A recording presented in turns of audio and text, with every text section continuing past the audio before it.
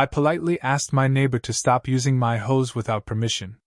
The next day, my water bill was triple the normal amount. I checked the meter, it had been rerouted. She walked over casually and said, "Water flows freely. You just tried to dam it." When I reported her, she claimed I had been using her line all along. Then the city plumber showed me. I live in a quiet neighborhood outside of Temecula, California. Mostly retired folks and middle-aged couples. My wife Claire and I moved here 5 years ago when our youngest went off to college. We were looking for peace and a slower pace. For the most part, it was exactly that. The kind of place where people wave from their porches, mow lawns on Saturday, and water their yards in the evening. It's simple. Or it used to be. About a year ago, the house next door was sold to a woman named Tricia. She looked like she was in her 40s. Always wore exercise clothes, even though I never once saw her actually working out. No kids, no partner, just her and a tiny yappy dog. We did the neighborly thing. Claire baked cookies, and I carried them over the day she moved in. She opened the door halfway, took the cookies without smiling much, and just said, "Thanks." Closed the door right after. Cold, but whatever. Some people are private. We kept our distance. Didn't bother her. Didn't knock. Didn't ask anything. A few months passed, and then one Sunday morning, I caught her using my hose. It was early, maybe 7:30 a.m. I was in my robe, heading outside to grab the newspaper. I looked over, and there she was, standing in my side yard, watering her front flower bed with my hose. She had pulled it over the wooden fence between our houses like it belonged to her. I didn't yell. I wasn't even mad yet. Just confused. I walked toward her and said, "Hey Tricia, did you need to borrow my hose?" She didn't even act surprised. Just looked at me calmly and said, "Yours was easier to get to. I'll put it back." It was so casual, like she was doing me a favor. I didn't want drama. We were neighbors. So I said, "Next time, just ask. It's hooked to my line, and I pay for that water." She looked at me dead in the eyes and said, "Water flows freely. You just tried to dam it." I honestly thought she was joking. I let out a small laugh and walked away. Should have known that was the start of something worse. The next month, our water bill tripled. Not a little bit, tripled. We don't have a pool. Just a small backyard, 2 raised garden beds, a few lemon trees. We never use more water than we need. Claire and I are careful about that stuff. I figured maybe the city made a mistake, or there was a leak. I walked the yard, checked all the spigots, even the drip irrigation. Nothing stood out. But then I got curious. I opened the meter box near the curb. That's when I saw something I couldn't believe. There was a white PVC line branching off mine, freshly sealed and tucked beneath mulch. It ran straight under the shared hedge toward her side. I knelt down and pulled some of the dirt back. It was clean work. She had tapped into my water line. My stomach dropped.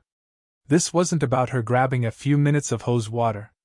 She had stolen my water by physically rerouting her home's supply through my meter. That afternoon, she came over, like nothing happened. She walked right up to the edge of my yard, leaned on the fence, and said, "Rough day?" I didn't smile. "You tapped into my water." She didn't deny it. Just gave that smug smile and said, "No, you tapped into mine. You must be confused." I didn't argue. I went inside and called the city utilities department.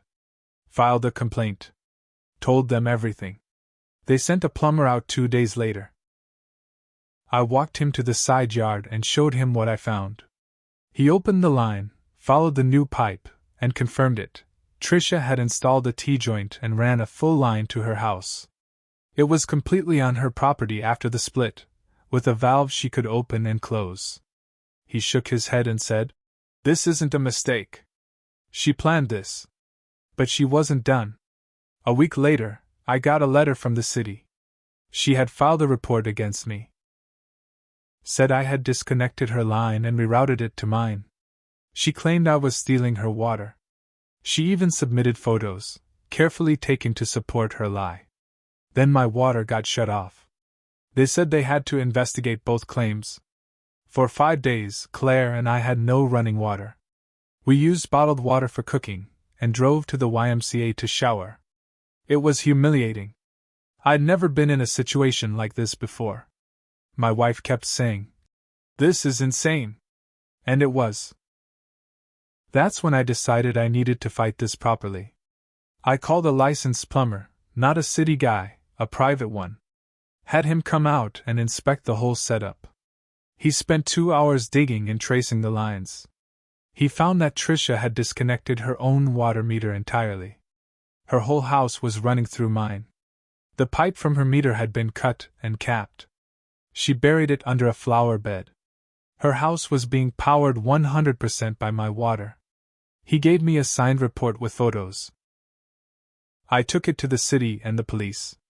I also went back and gathered everything: photos of my meter, timestamps from my outdoor cameras, screenshots of my utility bills, everything I could find. The police opened an investigation. Tricia doubled down. She hired some local lawyer and accused me of harassment. Said I had a vendetta against her. Claimed I was manipulating the evidence and targeting her because she was an independent woman. It didn't matter. The plumber's report was airtight. The city's own inspection backed it up. They charged her with theft of utilities, tampering with municipal property, and fraudulent reporting. She was ordered to pay a $12,000 fine and restitution to us for the water she stole. She pled no contest. Didn't admit guilt, but didn't fight it in court either. I thought maybe that would be the end of it. But even after everything, she never said sorry. Never looked me in the eye. Never admitted she was wrong. Instead, she put up a tall privacy fence along the property line. Then she started telling neighbors I had framed her, made up lies to punish her for not being friendly. I heard whispers. People started giving us weird looks. Some believed her, some didn't. But the damage was there. So I decided I wasn't finished. She wanted to play the public image game? Fine. She had recently applied to be on the HOA board. I waited until the next open meeting. Then I showed up with a folder.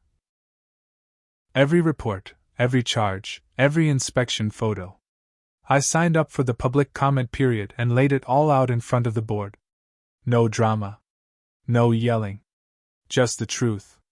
When I finished, the room was silent. One of the board members, a guy named Rick, just said, "We're going to take a vote now." They denied her application and added a fine for altering shared utility paths. Tricia was furious. Said I was obsessed. Called me a bully. Then people started pulling away from her.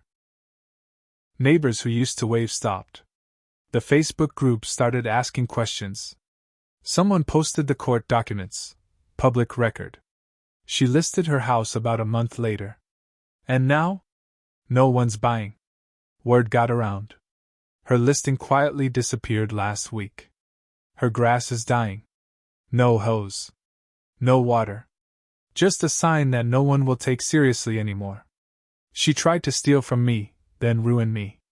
Now she's the one sinking, one dry lie at a time. After her house sat on the market for over a month, the "for sale" sign vanished. Not because it sold, because she pulled the listing. I knew what that meant. She wasn't leaving.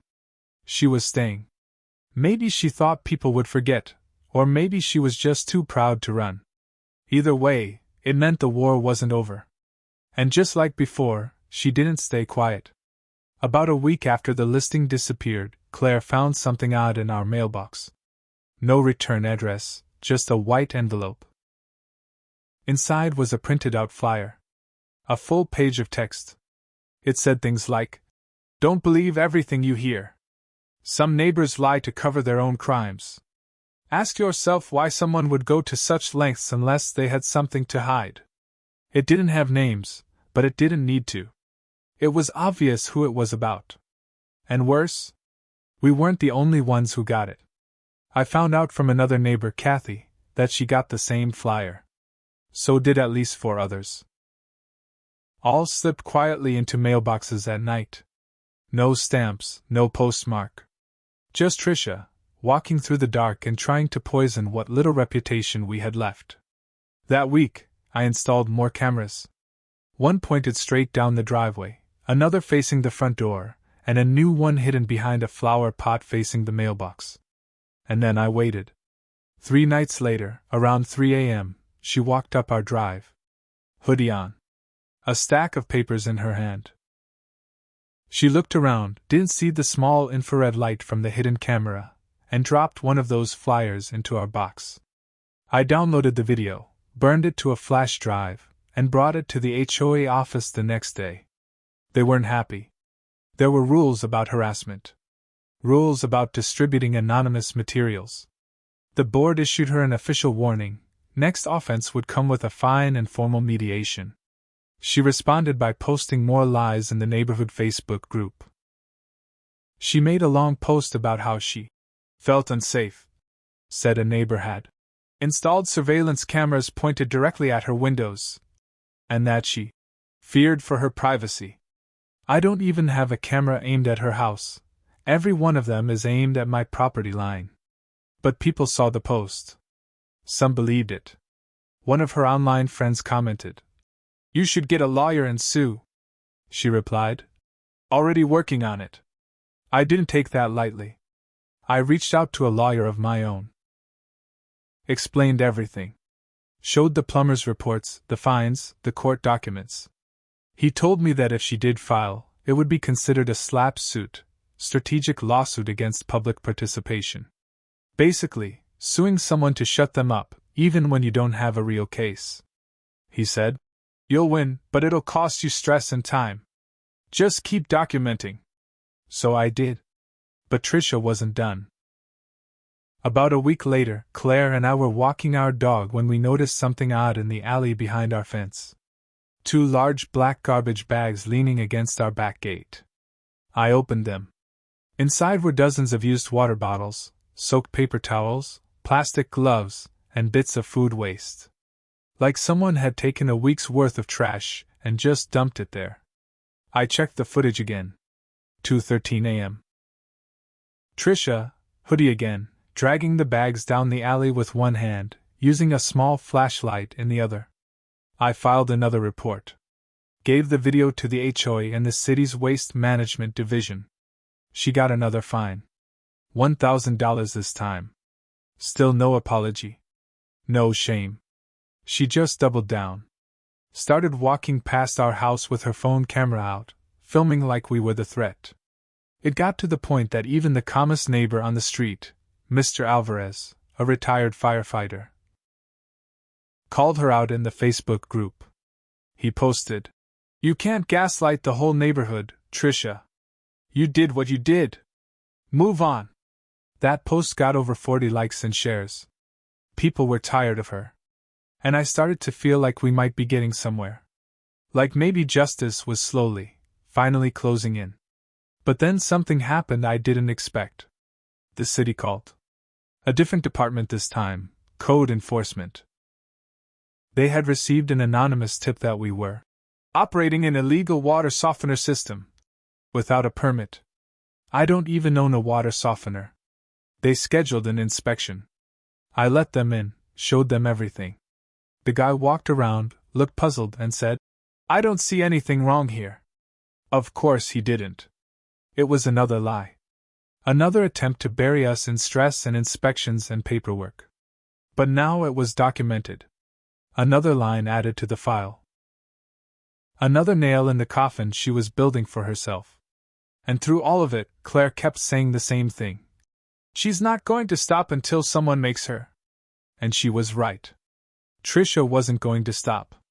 But she also didn't realize I hadn't even started yet. By the time fall came around, the whole street had changed. People no longer said, "Good morning," to Tricia. No one waved back at her. Even the dog walkers would cross the street when she was outside. She had isolated herself, but it didn't seem to bother her. What did bother her, though, was losing control. The fines, the failed sale, the Facebook backlash, the warning letters, they added up. But not in the way you'd think. They didn't make her stop. They made her worse. She started walking past my house every single day at the same time, filming. Claire and I ignored her. Then she started yelling out little comments. "Nice to see your cameras are still spying on me. Hope your illegal system doesn't break your pipes." At one point, she shouted, "You think you've won, but you haven't. But here's the thing. I had already won. I just hadn't delivered the final blow yet." See, after the city inspector showed up about the fake water softener, I started wondering what else she might be hiding. If she could do that to my line, what else had she been up to? I did some digging. Not literal, just paperwork. I went to the county records office. Pulled permits for her property.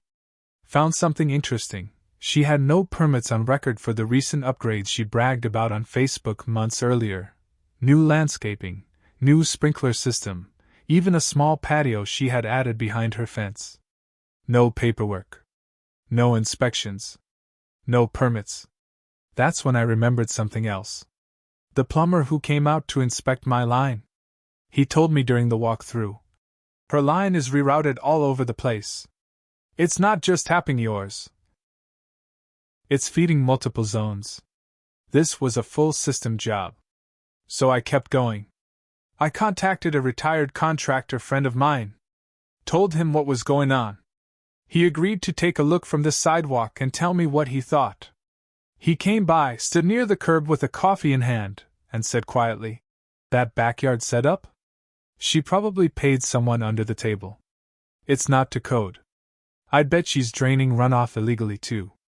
That was all I needed.